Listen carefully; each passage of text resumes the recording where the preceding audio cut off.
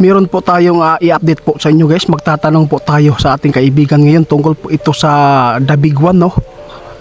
Kung ano po ba talaga ang fault line. Marami nagtatanong itiit. Hindi po kami tinamaan po ng fault line. Hindi po daw nadaanan ang kanilang barangay o lugar. Gusto po nila magtanong kung safety pa ba po ba sila. At saka yung gaano ba kadelikado yung fault line na kung saan dumaan. Nais po nilang tanungin sa ating kaibigan din guys. Kaya nais kong ipaabot sa lahat po na makapanood dito.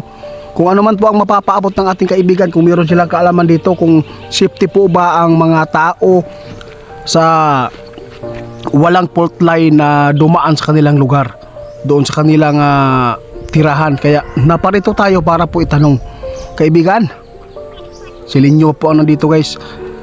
Meron po nga nagpatanong ba mula nang napanood po nila sa atin yung binanggit po ninyo na may darating na mga kalamidad tulad po ng The Big One, kung ano po ba talaga ang totoo dito.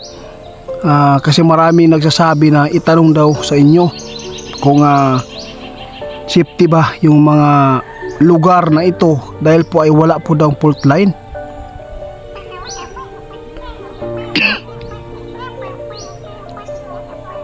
Nako po guys, ito po ang sagot ng ating kaibigan Kahit po hindi po kayo dinaanan ng fault line na yan, no, hindi po natin masabi na kayo ay safety. Dahil po kapag malapit kayo sa dagat o malapit po kayo sa Luzon, saan man po yung nakalagay po yung fault line sa mga lugar na ito, ay wala pa ring, grabe kaibigan, hindi ako makapaniwala dito, wala na iligtas guys, no? Dahil po kapag malapit po talaga sa dagat, ibig sabihin yan maaabot kayo, no? Kahit gaano pa kayo ka layo dyan sa Manila, kung ito ay yayanig. Gusto kong malaman po kaibigan, gaano ba kalakas po yung lindol na sisira po sa gusali?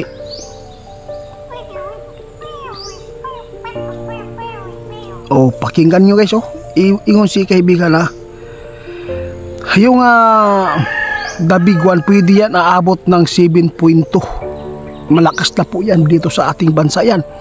Ilang gusali na po yung mamamatay po doon ng mga tao, at saka ilang gusali pa yung magigiba.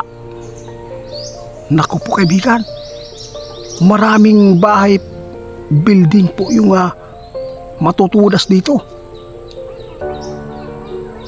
Kaya nakakatakot. Estimated nga sa balita ngayon guys, 50,000 katao pwedeng mamatay dyan po sa Manila kapag ito ay tatama yung 7.7 o 7.2 magnitude. Ito ang ipinapaabot po ng PBOLCS, no, na ganito karami po yung mamamatay kung sakali man na tatama yung lindol na yan, na tulad po doon sa Myanmar. Diyos ko, ilang tao yan guys, grabe, estimated pa lang yan, hindi pa sinali po yung mga sugatan dyan. Kaibigan, ito ang kinatatakutan ng ating kaibigan. Nakita po niya ang delikadong area sa Luzon dahil po yung mga building dyan na old na, matatagal na po, no? Matanda na mga building. Ito po yung nakakatakot dahil po posibleng bigla-bigla na lang agad na maguguho kapag ito ay matamaan po ng malakas po na lindol. Sa lahat po na nagtatanong ibabalik ko po yung para malinawan kayo, maipaliwanag natin ng maayos. Sa lahat po na nagtatanong kung safety ba ang kanilang lugar, kasi wala daw fault line na nabalita na mayroon po nakalagay doon sa kanila. Hindi po kayo safety kapag ito ay malapit kayo sa dagat, hindi pa rin kayo safety. Yun po ang totoo. Dahil po mas lalong lalakas po yung lindol kapag may mga building na maguguho, masisira.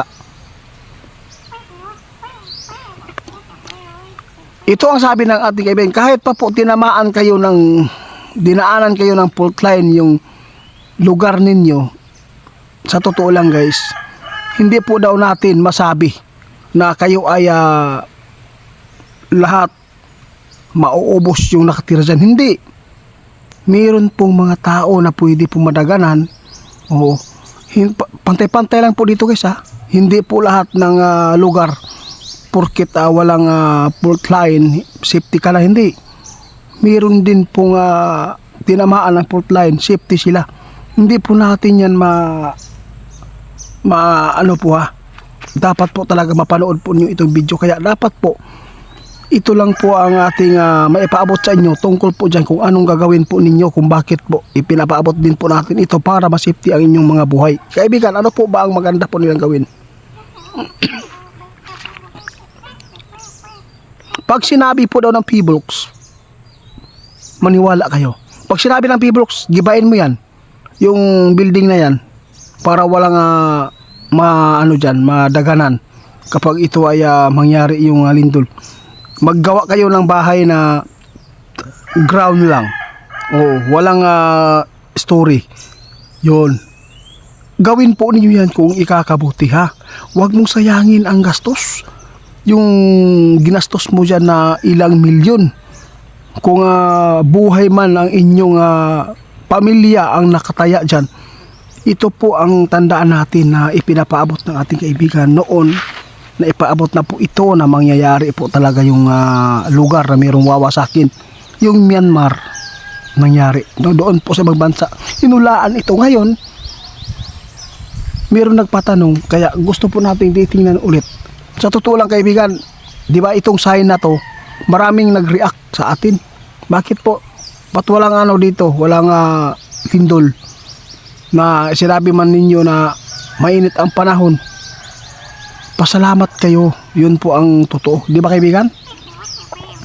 Kasi guys, ang the big one guys, ilang tao yung kakainin. Alam natin, ang pagdadasal lang po talaga ang pinaka una nating sandata ngayon. Ngunit kung mas marami ang mga tao na mga kaanib sa Diablo, na umanib sa Diablo, no, yung lugar na yan, daming mga taong makasalanan, iilan lang po yung sumunod sa Panginoon.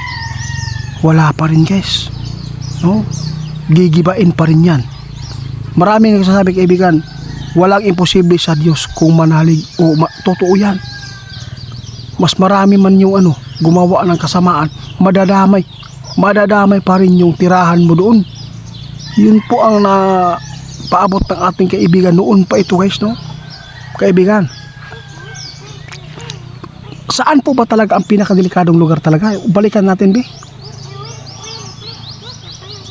Sa totoo lang guys, ang kinatatakutan po sa lahat po ng lugar na kinatatakot ang ating kaibigan na pinakamaraming mamamatay kung sa tuwing ito ay tatama yung 7.7 o 7.2 Manila, Luzon part po ng Luzon ang pinakamaraming buhay na mawawala.